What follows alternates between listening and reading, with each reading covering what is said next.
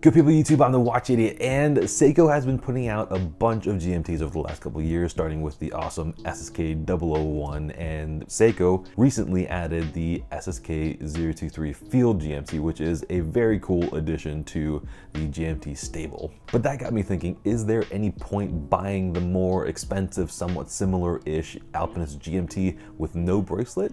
Well, that's what we're about to find out, I guess. Because in this video, I'm going to compare these two watches by going all the aspects of each watch, the dial, case, etc., giving points in 8 categories, 6 worth 10 points and 2 worth 5 points, to see how these two Seiko adventure watches stack up against each other. So let's get into it. So first up are the dial and hands, and the Alpinist will take the win here with 8 points versus 6 points for the SSK023 Field GMT. And the big thing for me here is design cohesion. In my review video of the SSK023 Field GMT, I talked about the inner 24-hour conversion track, and on a standard field watch, it looks fine. But when you add a 24-hour bezel into the mix, seeing those 3 tracks of numbers is a lot to take in. And then you throw in the bold GMT hand, and yeah, it's a lot. That said, I do respect Seiko for doing something different by using the classic shovel style hand as their GMT hand as opposed to just a normal arrow. I think I now see it more as a quirk as opposed to something that's bad. And then the rest of the dial and the hands are solid because it's got 3-dimensional numerals, and the hour and minute hands are brushed, which are all very nice touches. As for the Alpinist GMT, everything looks like they belong together. The curved GMT hand works with the rest of the hands perfectly, and I love the 12369 and the markers in between. And again, I love that the dial is a gloss black dial because it makes the dial look so deep and inky. It only lost points here because I kind of wish that the matte indices were just a bit brighter, just so we can get even more legibility and more contrast against that inky black dial that I love so much.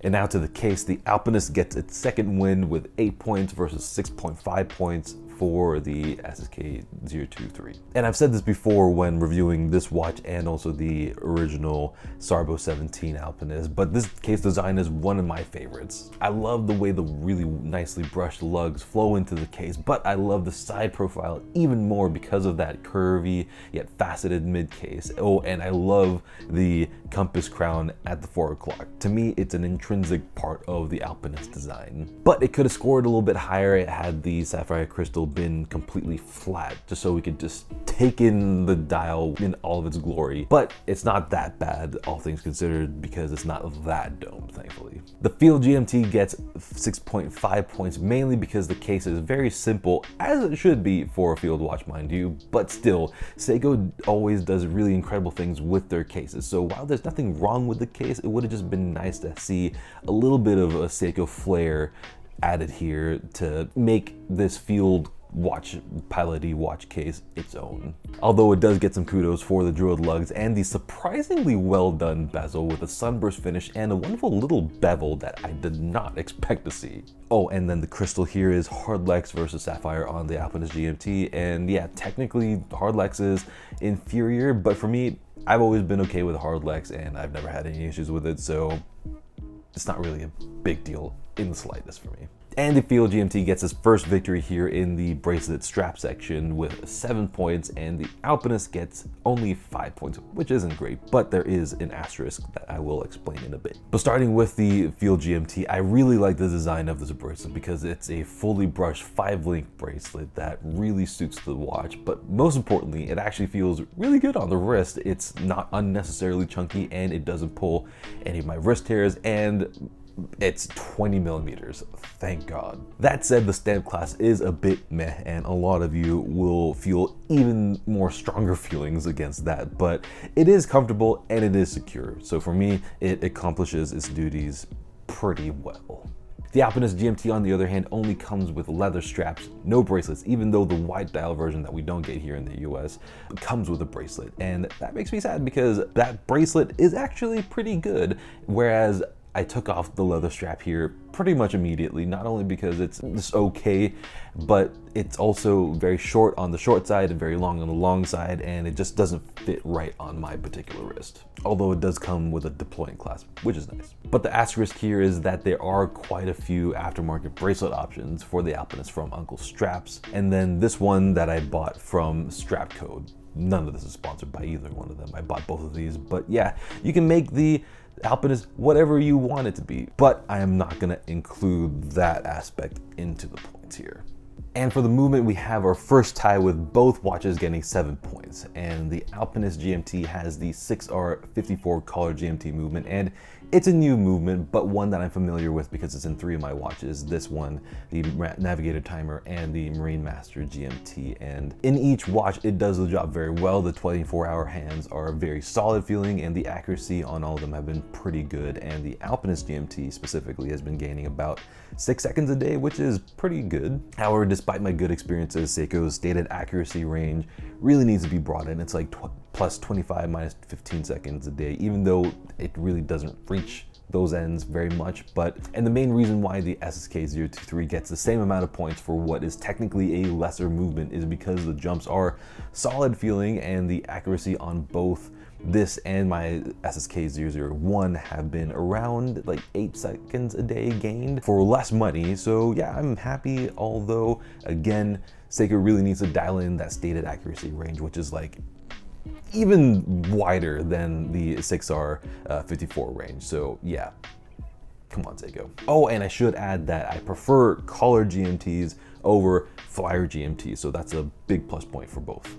And now for on the wrist feel, we have another tie here with both watches coming in at 8 points. The Field GMT on the bracelet feels very comfortable, and it stays that way on pretty much any strap out there because of the way the case back sits on the wrist. So no complaints over here. And the same thing goes for the Alpinist GMT because it feels great on any strap that you might have lying around. And yeah, this could have had a higher score because of the strap that it comes with, but swapping out straps is far easier and much more common, and it costs way less than getting an aftermarket bracelet. So that's why I've taken this other straps into account in here.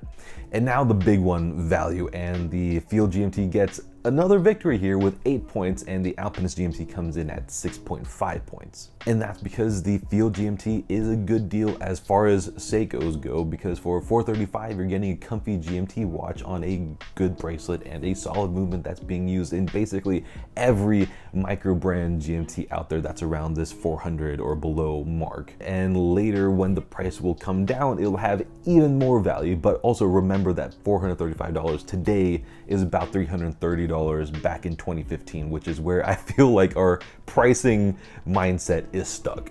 As for the Alpinist GMT, the watch itself is fantastic. The watch head is high quality and the finishing is good, but there's no reason why this should cost $1150, even with that non-existent bracelet. If I were Seiko, I would have done $900 on the strap and $950 on a bracelet. But the good thing is that the prices will eventually come down as time goes on, so you will be able to find these at a great price later on.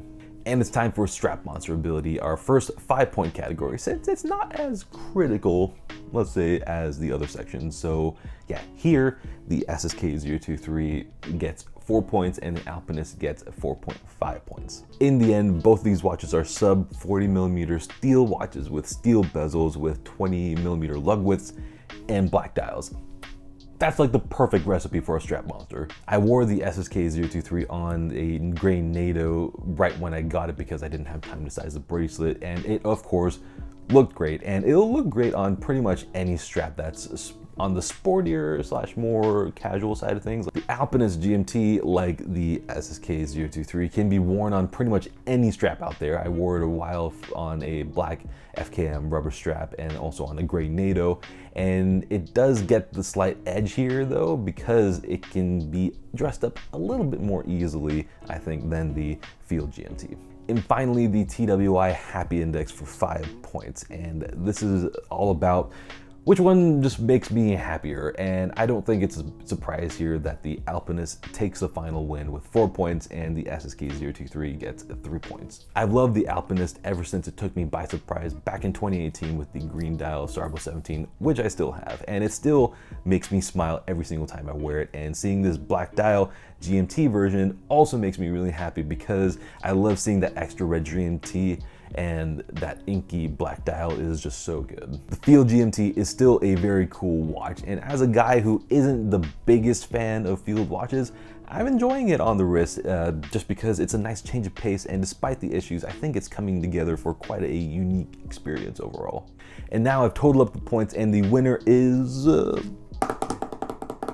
the Alpinist GMT with 51 points, and the SSK023 comes in at 49.5 points. I'm not surprised that the Alpinist won because the quality of the dial, handset, and case is just higher and the design comes together better, but the Field GMT comes in only 1.5 points behind the Alpinist GMT, so I'd say this is a pretty big moral victory for the SSK023 Field GMT. But this is more a case of the Field GMT doing better than expected as opposed to the Alpinist doing really badly, although it didn't help that the Alpinist dropped points where it didn't need to drop. So yeah, let me know down in the comments what you think about these watches and the comparison, what your point total is, and as always, like and subscribe for a lot more to come, and until the next video, good day.